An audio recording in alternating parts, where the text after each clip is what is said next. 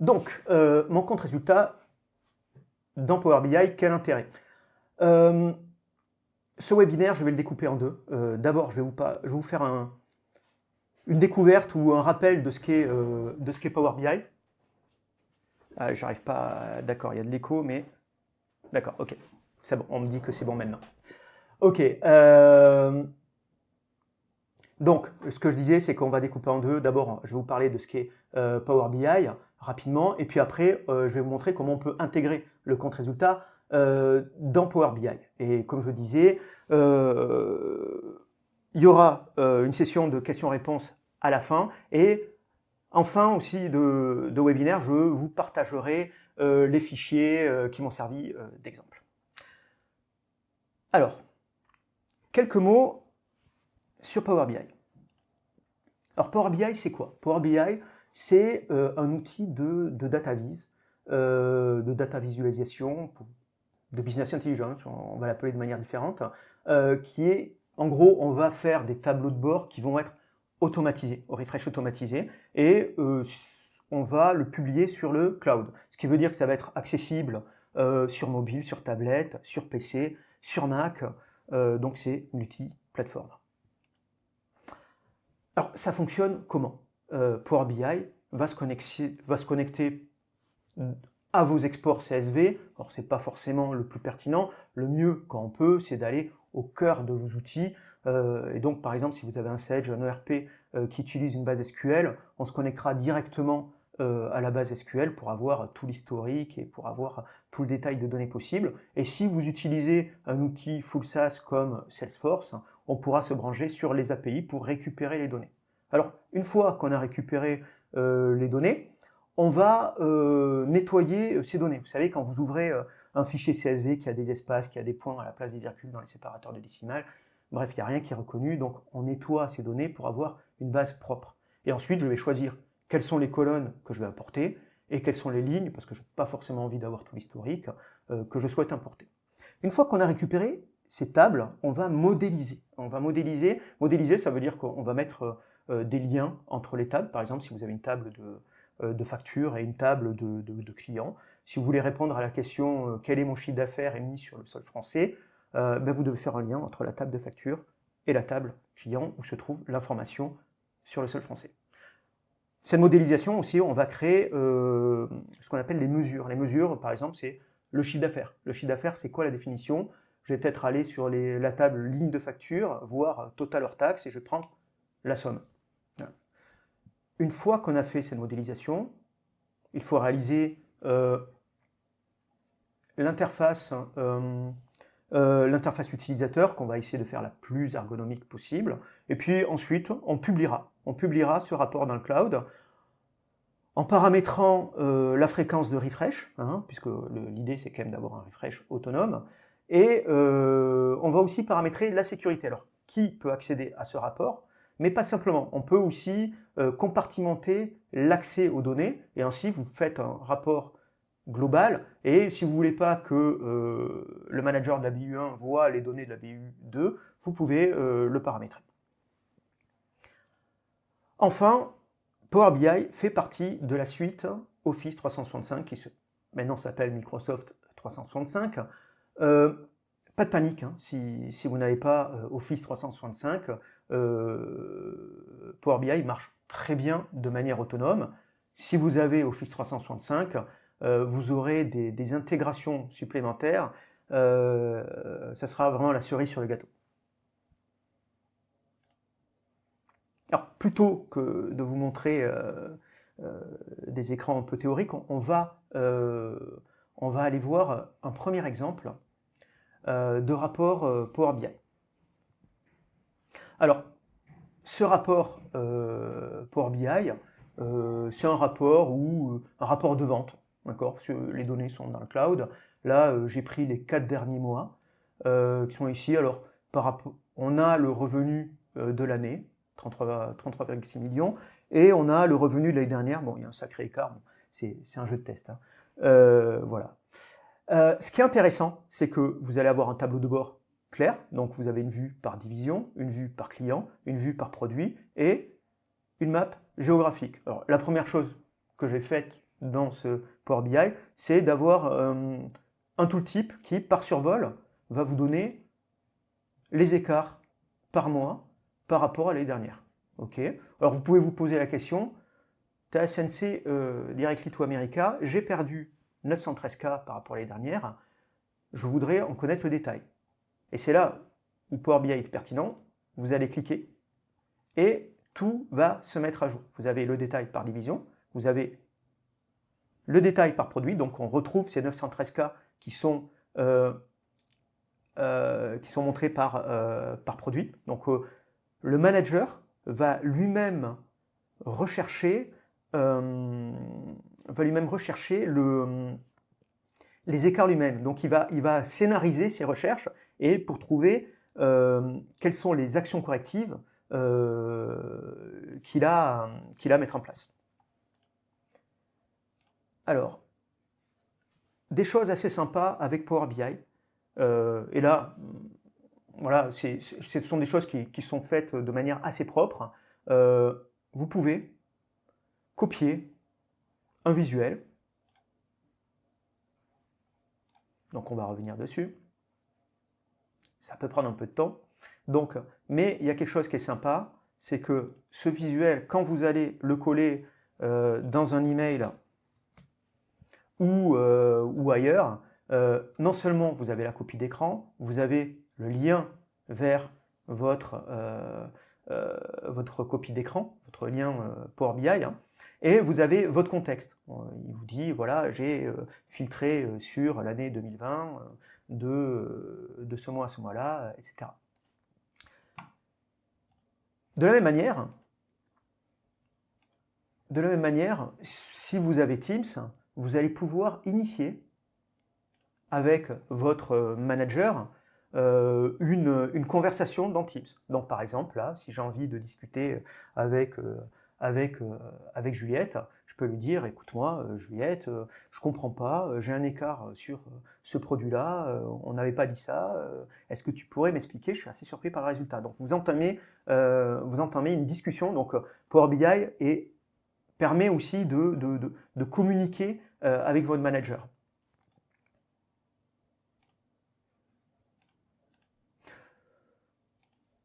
Après, il y a plein d'autres choses que je pourrais vous montrer, comme par exemple l'idée de se faire ses propres signés. Voilà, ce sont des sortes de bookmarks. Si vous êtes par exemple le chef de produit de ces deux produits, bah, vous sélectionnez, vous faites vous-même vos propres filtres.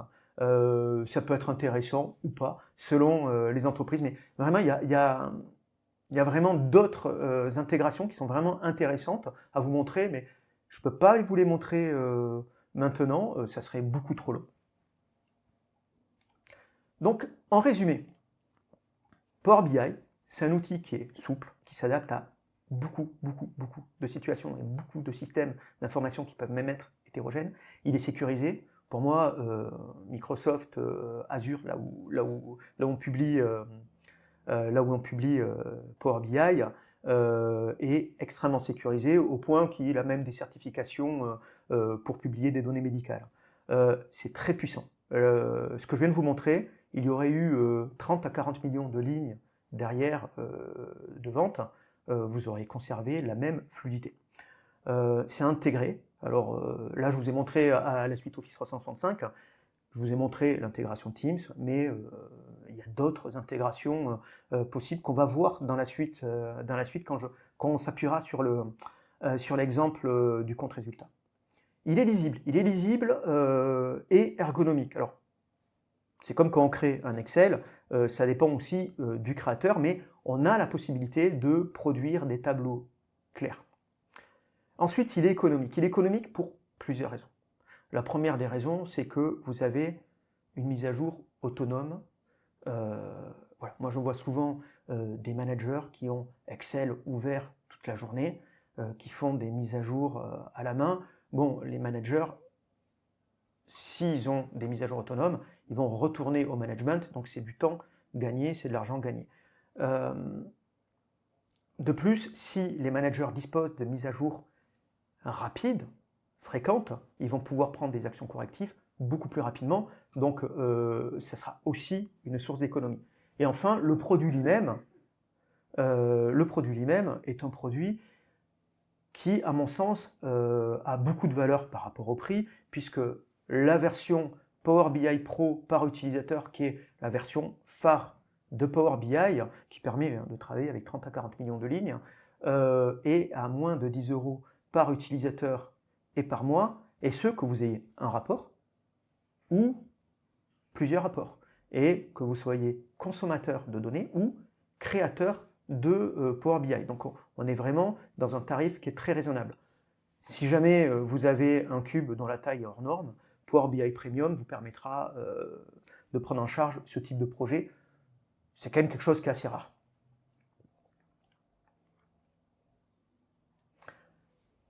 Alors voilà, j'en ai fini avec cette présentation de Power BI. Alors, je vais vous démontrer comment on peut intégrer un compte résultat dans Power BI. Alors, c'est pas intuitif à la base, puisque vous avez vu, Power BI, c'est plus des tableaux de bord. Là, on parle plus d'états qui sont très confort, par exemple, dans Excel. Là, la mise en page que vous voyez, c'est certainement une copie d'écran d'Excel. Mais avant d'aller à l'exemple du compte résultat d'un Power BI, je voudrais vous partager le processus de récupération de la source de données d'un compte résultat. Power BI ou pas Power BI, c'est une étape qui est complexe. Alors, elle est complexe et elle est différente dans toutes les sociétés. Alors, pourquoi? Parce que premièrement, vous avez des sources de données, que ce soit des sources réelles ou du prévisionnel, qui ne sont pas forcément homogènes dans votre société. Rares sont les sociétés idéales où j'ai 6 sociétés dans un même système d'information et qui ont le même schéma et c'est facile, et qui a le budget et le réel comptable dans la même source. Non, on se retrouve parfois avec des sociétés qu'on vient de racheter qui sont sur un autre système. On a même notre comptabilité parfois qui est tenue par un expert comptable qui ne nous donnera certainement pas accès à ces données par mesure de sécurité. Donc on devra se contenter d'un export. Les données de prévision, d'abord, on peut avoir du budget, mais on peut avoir aussi différents scénarios de forecast à prendre en charge. Et ces données, elles peuvent être soit dans un outil de planning, soit dans un ERP, soit très souvent dans Excel, et il va falloir aller les récupérer. Les règles aussi que vous avez en interne, il y en a qui sont sur des années calendaires, d'autres qui sont sur des années décalées, il y en a qui ont des formats de comptes résultats qui sont sur des soldes intermédiaires de gestion très comptables, puis il y en a qui ont un format bien plus métier, avec un PNL dont le calcul de la ligne résulte non seulement d'un regroupement de comptes comptables, mais aussi parfois d'un ou plusieurs comptes analytiques. Donc on a des difficultés qui sont vraiment différentes. Et enfin, on a un processus de validation. Ça, c'est très particulier par rapport à ce que je vous ai montré sur un cube de vente. C'est qu'il est hors de question de faire du refresh de données sans avoir validé les sources en amont. Si vous êtes en pleine clôture, j'imagine que vous ne faites pas un export pour savoir où est-ce que vous en êtes du résultat. Ça va être une catastrophe si vous avez oublié de passer l'audit de paye ou si vous êtes en plein processus de j'enlève mes provisions mais je n'ai pas encore passé la suivante, ça risque d'être un peu difficile. Donc, même si j'ai ma clôture de fait, en plus j'ai mon mapping à gérer, parce que si j'ai un nouveau compte comptable, ou un nouveau compte analytique, ou une nouvelle... voilà, si j'ai quelque chose de nouveau, j'ai peut-être mon mapping à mettre à jour. C'est pas parce que j'aurai réussi ma clôture que mon compte résultat sera forcément juste. Donc on a vraiment cette étape préalable qui peut être facile ou très complexe, et qui peut être soit intégrée à Power BI, soit nécessiter une brique préalable. Sachez que Koken vous aide dans les deux cas, que ce soit sur un schéma facile ou un schéma plus difficile de récupération et de compilation de ces données. De même, si vous avez un outil de consolidation, il faudra peut-être pour vous récupérer les données consolidées pour aller les intégrer aussi dans Power BI, parce que Power BI ne va pas calculer une conso statutaire, mais pourra peut-être récupérer l'info de l'outil de conso statutaire. Voilà, donc ça, c'était un préalable que je voulais vous indiquer, parce que ça peut être un no-go pour un projet de compte résultat, et il ne faut pas que ce soit un no-go, mais c'est une étape délicate. Faites-vous aider par des professionnels si ça constitue un blocage. Alors, maintenant, on va voir la démonstration que je vous ai préparée, le fichier exemple de compte résultat dans Power BI. Alors, d'abord, je vous plante le décor. Il s'agit d'une société qui fait une dizaine d'entités. On est sur une année calendaire. On a deux devises, on a plusieurs devises, mais on consolide en euros. D'accord ? Et je vous ai fait une première présentation sobre qui va plutôt être orientée donc vers les financiers. D'accord ? Et on va pouvoir choisir donc son année. Là, vous avez le calcul de votre sélection. Vous avez le comparable ici et les écarts. Donc, si vous voulez choisir différemment votre colonne d'écart, vous pouvez prendre réel de l'année dernière et vous avez votre variation. De même, vous pouvez, alors là on va se mettre sur le Brésil, on va se mettre en year to date et vous pouvez donc avoir soit l'affichage en réel, soit en euros convertis. De même, j'ai fait une vue qui est détaillée et une vue qui est résumée. Ce que je vous ai fait aussi, c'est la possibilité de passer en survol sur chaque ligne de compte résultat et je vous détaille en fait les écarts par compte de reporting. D'accord ? Donc au niveau, je sais pas, des parkings essence, alors ça marche pas là. Ouais, voilà, des véhicules long terme. Moi, j'ai décidé de mettre les réparations, les assurances vers la destination véhicule. Et donc, on a le détail de l'écart par compte de reporting. Alors, j'ai fait une autre présentation qui est plus moderne et qui est plus peut-être orientée à sensibiliser les personnes des métiers et moins financières. Ou peut-être que vous, en tant que financier, vous êtes plus sensible à ça, j'en sais rien. Voilà. Alors, c'est strictement le même rapport que celui que vous venez de voir. C'est juste la présentation qui est différente. Hein. Vous avez les mêmes filtres. Hein, et pareil, vous avez la vue résumée et la vue étendue. On parle de la même chose. Une fois qu'on a créé ces comptes résultats, il faut profiter du fait qu'on ait récupéré le dataset, qu'on ait modélisé ce compte résultat et on se dit, je vais quand même fournir d'autres analyses, je vais fournir d'autres fonctionnalités aux personnes parce qu'on a besoin d'avoir d'autres vues. Et là, j'ai fait par exemple une analyse mensuelle. Alors, pour avoir une analyse mensuelle, on va se mettre ici. Et donc, par exemple, ici, vous voyez qu'en 2022, par rapport au réel de l'année d'avant, vous avez le Brésil qui, là c'est un waterfall, qui commence à perdre, et puis finalement, en Q4, en octobre, se refait pour passer en positif, et donc il termine 82 000 au-dessus du réel de l'année d'avant. D'accord ? Donc vous pouvez choisir ça en résultat net, vous pouvez choisir ça en chiffre d'affaires, ce sont les agrégats que j'aurai déterminés.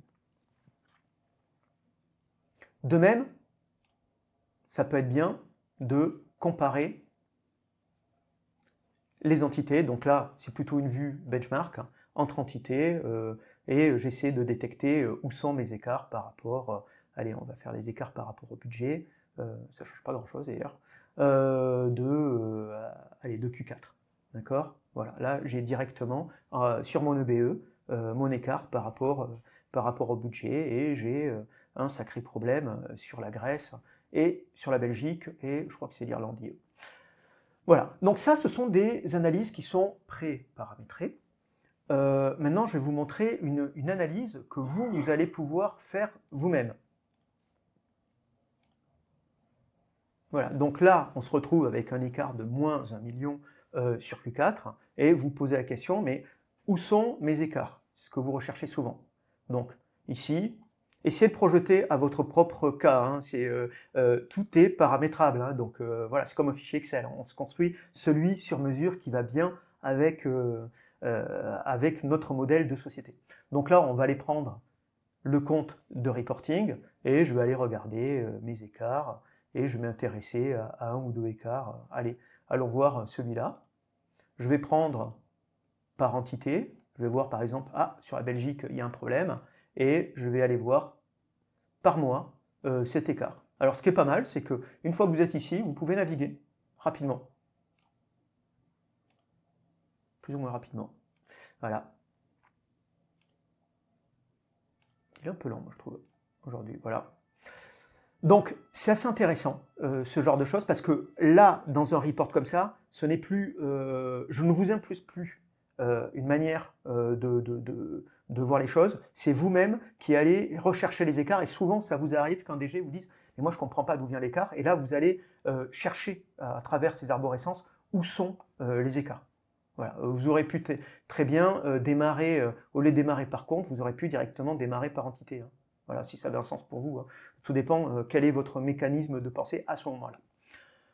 Enfin, et là je voulais me mettre ISO fonctionnalité par rapport à des outils dédiés, vous avez des possibilités sur chaque ligne de drill down. Donc par exemple ici, si je veux avoir un écart par entité ou par mois, allez, je vais avoir un écart par entité, je les crée. Voilà. Donc ça vous permet d'avoir ce détail, et pareil, vous savez, celui par mois, je ne vais pas vous le montrer, mais vous imaginez comment il est. Voilà, alors, une fois qu'on a vu ça, on va voir ce qu'on peut en faire pour aller plus loin. Voilà, ça c'est le package qu'on a donné. Vous, en tant que manager, souvent, vous êtes amené à faire du reporting dans un comité de direction. Et il est possible d'exporter en PDF, d'exporter dans PowerPoint comme une image, mais il est possible aussi d'exporter dans PowerPoint les données actives. Ça, je trouve ça vraiment pas mal. Si aujourd'hui vous mettez très longtemps à construire vos PowerPoint, vous pouvez intégrer dans PowerPoint votre Power BI. Vous pouvez même passer en mode diapo et il reste entièrement cliquable. Il est vraiment encapsulé, ce qui fait qu'au lieu d'aller faire 50 copier-coller, vous intégrez directement à la présentation votre rapport Power BI. Vous pouvez aussi simplement projeter le rapport Power BI sur le web, aussi, c'est une éventualité. Je vous montre aussi une autre éventualité. Là, on est dans Teams, d'accord? J'ai encapsulé dans Teams mon rapport Power BI. Ça peut faire sens selon vos méthodes de travail. En fait, ça dépend de l'organisation de chaque entreprise. Voilà, alors maintenant, je vais m'adresser plus à ceux qui font du contrôle de gestion, qui se disent ouais, c'est bien ce que tu as fait, mais moi j'ai besoin d'accéder aux données sources parce qu'on me demande de faire des études ad hoc. Pour vous, j'ai quelque chose. Plutôt que de faire de l'export de données Excel, parce que évidemment toutes les données sont exportables vers Excel, c'est la moindre des choses, on va carrément créer un lien vers le dataset. Alors on va l'ouvrir dans le desktop, c'est plus facile. Ok. Donc là, il y a quelque chose d'assez intéressant. C'est j'ai un tableau croisé dynamique lié à mon Power BI. Et donc ici, je vais pouvoir, par exemple, on va faire quelque chose de simple, on va récupérer mon compte résultat, d'accord, et à l'intérieur, si vous connaissez votre modèle de données, là je vous ai fait plusieurs mesures, on va prendre le réel en KE. D'accord? Alors, on va retoucher un petit peu ce tableau cross dynamique qui est pas terrible. Voilà, on va revenir ici. Voilà, on va lui mettre une petite présentation un peu plus sympa. Allez, voilà. D'accord? Et vous allez me dire, oui, mais là, je ne suis pas en maîtrise de ce que je filtre. Bah si, en fait, oui. Vous allez pouvoir aussi intégrer des slicers, des segments, excusez-moi, qui vont vous permettre de retrouver l'entité. Allez, on va prendre le mois. D'accord? Là, sur ces deux-là, allez, je vais faire un petit coup de travail, ça va prendre moins d'une minute. Donc, mon paramètre de segment, moi, je préfère les voir comme ça. Ouais, c'est pas terrible ce que j'ai fait. Ok, ces deux-là, je vais leur rajouter une petite colonne supplémentaire pour avoir un affichage plus sympa. Celui-là aussi. Voilà. On va passer à une présentation qui est correcte. On va aligner vers le haut. On va distribuer horizontalement. On se met là. Waouh, j'avais pas vu qu'il y avait ça. Désolé. C'est l'effet présentation. Et donc, vous êtes ici et vous pouvez choisir une année, un mois, une entité et vous retrouvez votre compte résultat. Donc, c'est super sympa. Déjà, ça vous permet de faire vous-même vos propres analyses en Excel. Voilà, je vous ai montré un compte résultat, mais vous aurez pu descendre à un niveau de granularité bien plus bas. Et chose que je voudrais vous montrer, qui est impressionnante, c'est que vous pouvez transformer en formule ce tableau croisé dynamique. Donc, vous voyez, ça crée des formules valeurs cubes, donc liées à votre connexion, liées aussi à ce que vous allez chercher, la mesure plus la ligne de contre-résultat, et liées aux segments qui sont ici. Donc, c'est une formule qui vous permet d'aller filtrer selon des segments. Et ça, je vais vous montrer, on peut en faire quelque chose d'assez sympa. Donc là, j'ai fait exactement la même chose, qui vous permet de mettre en place ce que vous voulez sur Excel, parce que je sais que vous aimez travailler sur Excel directement, et là, on travaille directement sur les données Power BI. Alors, le truc qui est top, c'est que ça, vous pouvez l'envoyer à n'importe qui, c'est ultra sécurisé. Ça veut dire que si je veux compartimenter le contrôle de gestion France de manière à ce que le contrôleur de gestion français ne voit que la France, c'est possible, il ne verra que la France ici, ça suivra la politique de sécurité que j'ai mise en place dans Power BI. Si je veux couper le compte Office 365 ou couper l'accès à mon rapport à la personne, dans la seconde, il ne pourra plus accéder à ces données-là, il ne pourra plus rouvrir ce fichier, il n'aura rien à la place, à la place des données. Tout ça pour vous dire, vous pouvez imaginer d'autres rapports, d'autres formats de rapports, aller cruncher des données, aller les mettre en place comme vous voulez. Vous pouvez, si vous voulez le sortir en PDF, vous pouvez faire des choses jolies, plus jolies que dans Power BI, parce que Excel va vous permettre un formatage exactement selon ce que vous voulez. Et même les mesures, vous pouvez les paramétrer. D'accord? Voilà, il n'y a pas que les... il n'y a pas que les données, il n'y a pas que les filtres, hein, il y a aussi les mesures que vous pouvez paramétrer. Donc c'est un outil qui est très puissant. Un mot par rapport à la concurrence. Ce que vous avez vu, tout est natif Excel. Ce n'est pas un add-in où on vous dit non, mais c'est comme des tableaux croisés dynamiques, mais non, tout est pilotable. VBA par exemple, moi j'utilise, parfois je croise ces données avec du VBA pour faire du mailing, par exemple, à des personnes en faisant des screenshots pour des gens qui n'ont pas accès à Power BI. Donc vous pouvez imaginer d'autres choses et s'interconnecter avec des outils car ils sont natifs. Vous n'aurez pas non plus de maintenance à faire, d'installation IT à faire sur des postes et donc il n'y aura pas de problématiques comme je peux le voir de temps en temps, du plugin installé, une incompatibilité avec un VPN ou avec autre chose. Voilà, j'en ai terminé avec mon exemple. Voilà, donc qu'est-ce qu'on peut conclure sur le fait d'avoir son compte résultat dans Power BI? L'intérêt, c'est quand on a quand même plusieurs filiales. Premièrement, je vais diffuser l'information de manière sécurisée, mais en même temps, je donne accès à ces données-là de manière aussi sécurisée. Ça veut dire que les personnes vont pouvoir réutiliser ces données Power BI pour faire ou un fichier Excel, ou même un autre fichier Power BI dont le socle de données sera ce rapport Power BI. Donc vous donnez la possibilité à votre contrôleur de gestion de faire du reporting complémentaire sur la même base. Et donc vous embêtez à modéliser des données, ben, vous allez essayer de donner un maximum de valeur ajoutée à ces données-là en fournissant d'autres analyses qui vont être très pertinentes dans votre cas. Ensuite, l'intérêt d'avoir un entrepôt de données, c'est que vous n'avez qu'une version de la vérité. Moi, ce que je préconise, c'est que un reporting de compte résultat est toujours la référence.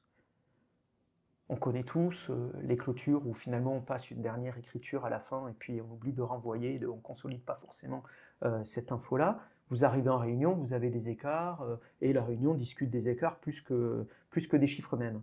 Pour moi, ce qui est publié est public dans le cercle que vous aurez autorisé, c'est la réalité. Si j'ai une filiale qui n'est pas d'accord avec ce que j'ai produit, il intervient, il me pose la question, on corrige éventuellement, mais ça reste la réalité.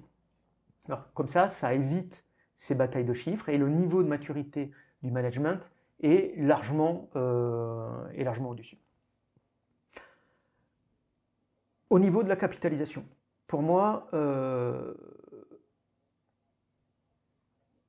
autant je déconseille de partir de zéro pour créer un modèle de données complexe, autant quand vous utilisez une société comme Cooken pour produire un tel report, vous assurez du fait que ça va être, que les bases vont être solides, vous assurez de la réussite du projet et en même temps, je vais pouvoir former vos équipes à récupérer de l'autonomie sur ce Power BI. Ainsi, vous ne faites pas appel à un consultant chaque fois que vous avez un changement de format ou à chaque fois que vous changez une virgule, vous n'êtes pas dépendant de quelqu'un. Vous gardez en autonomie, vous allez gagner en autonomie. Donc vous allez pouvoir capitaliser sur ça. Et il y a une autre chose, c'est que Power BI aujourd'hui devient un must. Et si vous voulez attirer des talents, avoir cet outil est un plus pour votre entreprise.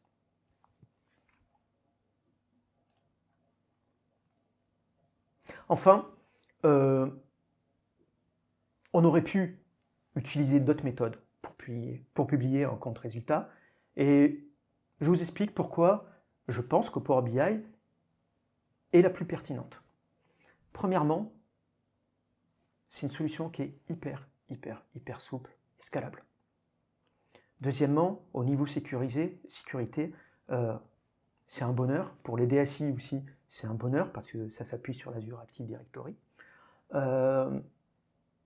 Pour les utilisateurs, autant les managers que les contrôleurs de gestion vont pouvoir s'y retrouver, ceux qui vont aller attraper des données, qui vont cruncher des données, que ceux qui veulent juste un écran ergonomique et naviguer à l'intérieur. Tout le monde va s'y retrouver.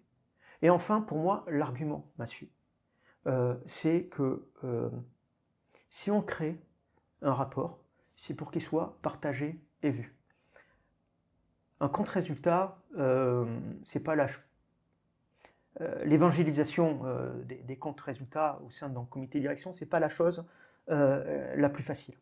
Si vous voulez sensibiliser les autres membres du comité de direction, ou les gens qui ne sont pas financiers et que vous aurez autorisé, avoir une interface qui est ergonomique, qui est la même, parce que si vous êtes dans une stratégie Power BI, vous ferez des rapports Power BI sur votre CRM pour voir les rendez-vous, pour voir quels sont vos forecasts des commerciaux, peut-être sur votre outil d'opération pour analyser les productivités, pour analyser aussi les marges opérationnelles ou sur la qualité, les RH, c'est large. Si vous démarrez une logique de rapport Power BI, les personnes qui sont non financières vont pouvoir cliquer et voir un rapport comme ça sans avoir peur, sans se dire « Waouh, j'ai besoin de me connecter à un ERP ». Alors déjà, c'est cher au niveau licence, mais en plus, ça fait peur. Il y a des outils de BI financière, il y a des menus, ça rebute, et puis ça a encore un autre accès, encore une autre ergonomie. Donc, ces facteurs, Power BI,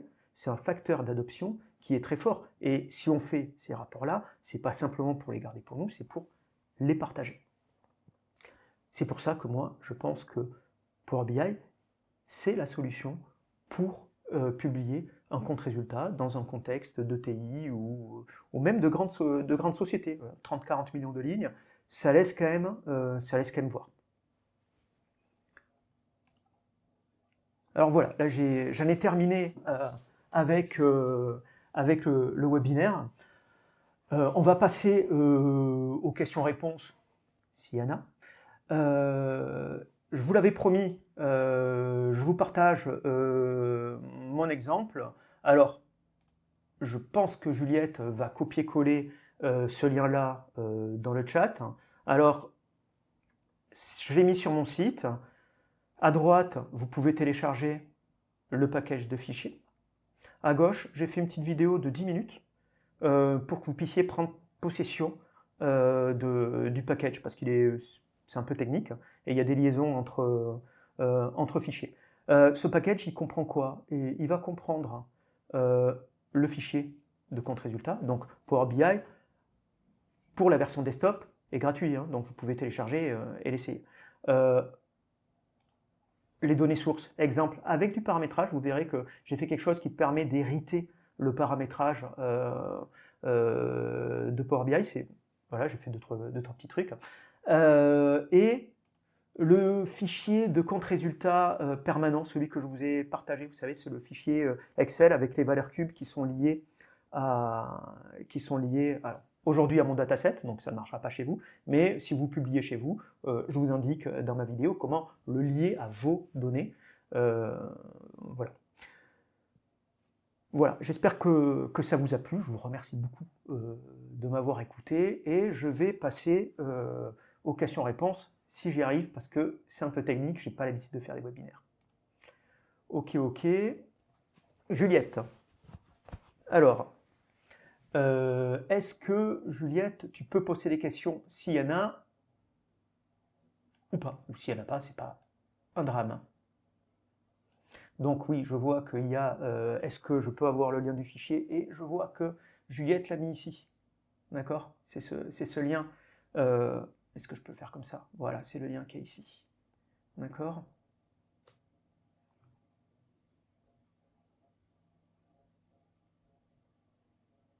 Alors, est-ce que vous avez des retours d'expérience sur des tableaux de bord avec plusieurs sources financières, des données extra-commerciales, RSE ou autres outils de pilotage? Alors, déjà, je vais vous expliquer une chose, c'est qu'avant j'étais directeur du contrôle de gestion et je l'ai vécu. Donc j'ai mis en place pour moi les choses et déjà j'ai mon retour à moi et ça a vraiment super bien marché. C'est pour ça que j'ai décidé d'en faire mon métier, parce que la pertinence elle est hyper forte. Ensuite, moi je le vois chez mes clients et c'est assez curieux, mais quand j'ai un client qui commence une démarche Power BI et qui est un client tourné vers l'analyse, hein, c'est un client qui doit avoir besoin d'analyse. Il y a des clients qui ont un management qui n'est pas du tout analytique, donc ils ne sont pas sensibles à ça. Mais s'ils sont sensibles à ça, moi je vous dis un truc, c'est que dès qu'on commence à mettre du Power BI, ils me rappellent plus tard pour me dire mais ça vous ne savez pas le faire, et ça on ne peut pas l'intégrer, et ils ont compris qu'en fait ils allaient gagner de l'argent, qu'ils allaient avoir une analyse complète, et qu'en fait Power BI c'est du management, c'est pas de l'informatique, ça vous permet de manager une société. Donc c'est simple, hein. Si aujourd'hui vous avez une informatique qui est complètement éclatée dans tous les sens, il y en a qui ont des plateformes Amazon, il y en a qui ont des données web, du trafic web à récupérer et c'est capital pour eux, ouais mais aller se loguer sur Google Analytics, etc., personne ne le fait. Donc allez récupérer ces données pour les mettre dans une interface et pouvoir les analyser rapidement chaque semaine, en fait la différence c'est qu'en pratique, vous le faites, alors qu'avant vous ne le faisiez pas.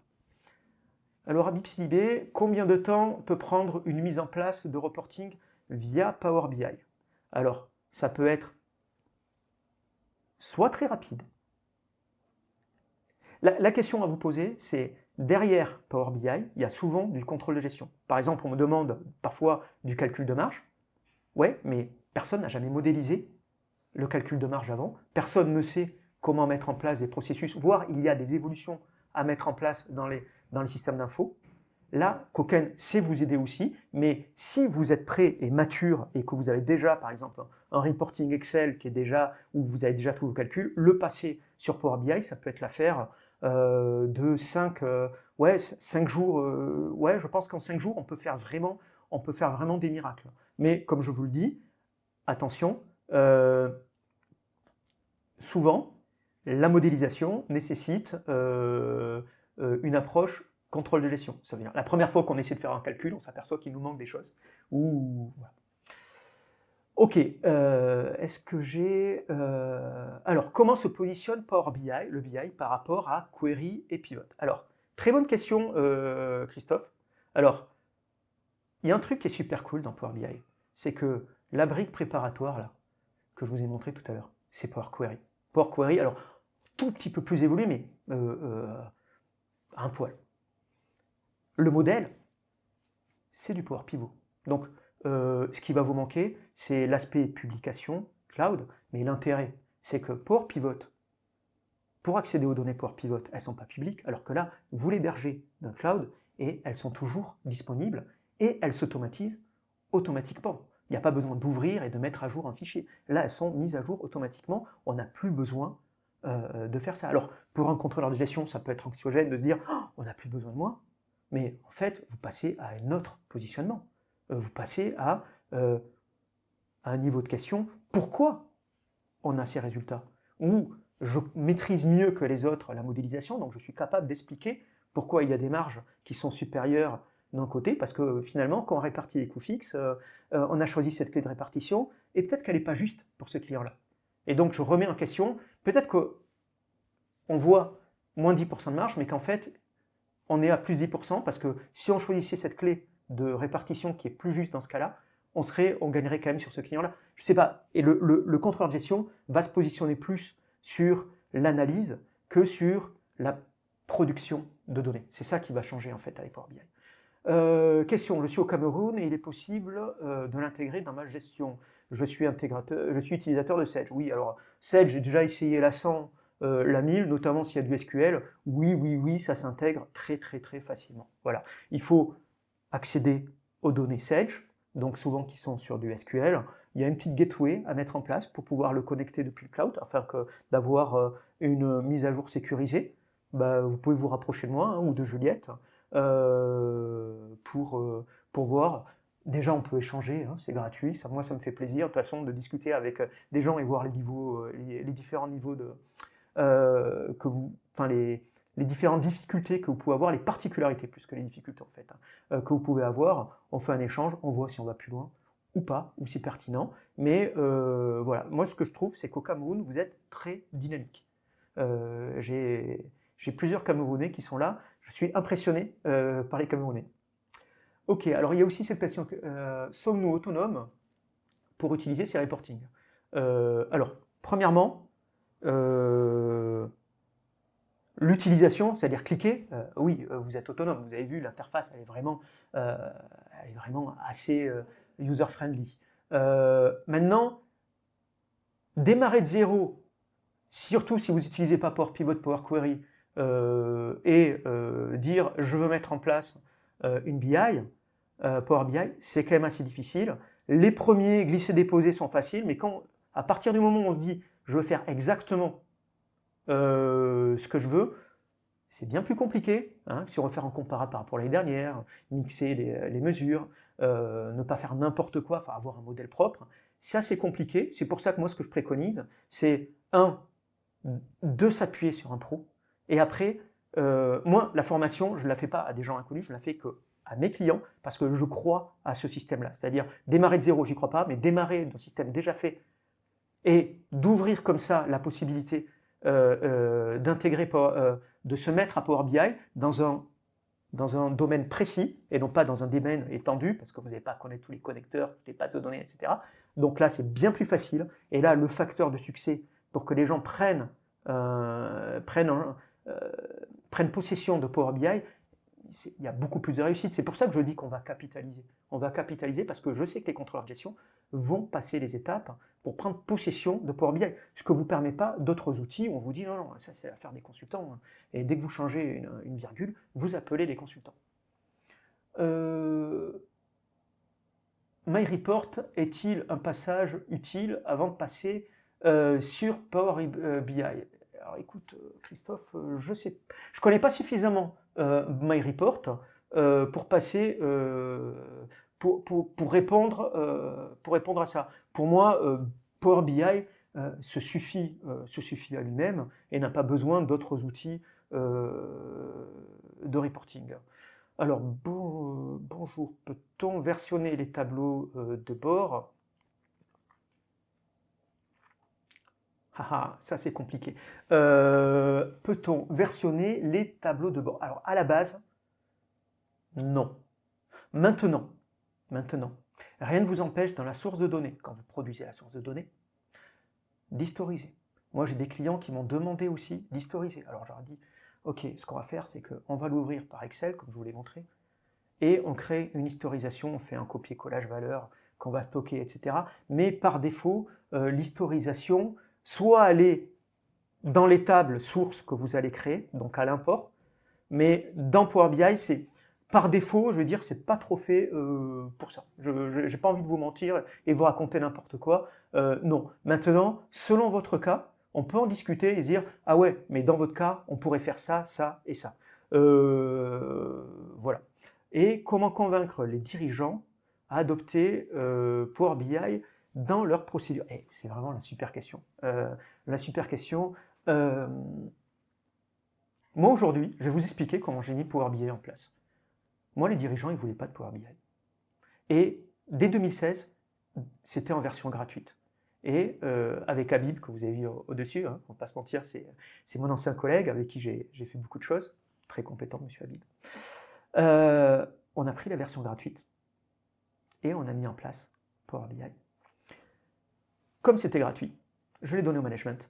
Et une fois que le management y a goûté, c'est fini. Mais il y a vraiment une histoire de l'effet waouh quand je l'ai en main et quand je suis autonome le matin et que je n'ai pas besoin de demander un contrôleur de gestion, c'est carrément eux et ils commencent à gueuler quand c'est pas mis à jour. Donc ça c'est fantastique. S'ils gueulent quand c'est pas à jour, ça veut dire ça y est, il a pris possession, c'est gagné.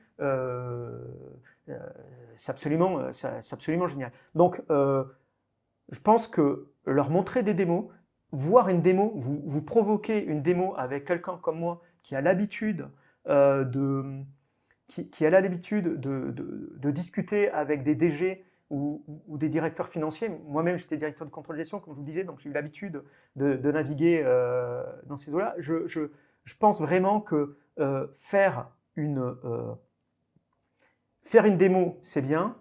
S'il y a vraiment un besoin identifié, je peux carrément faire un POC, c'est-à-dire on prend vos données et on fait vraiment un tableau sur mesure pour que le DG, le DAF puisse lui se projeter en disant « Waouh, si j'ai ça tous les matins, c'est super cool ».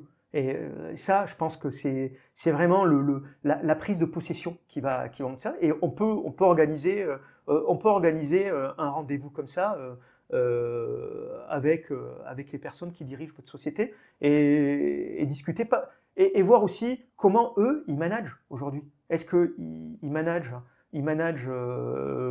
la partie commerciale? Des fois, il n'y en a même pas de CRM. Chaque société est différente, je n'ai pas de jugement dessus.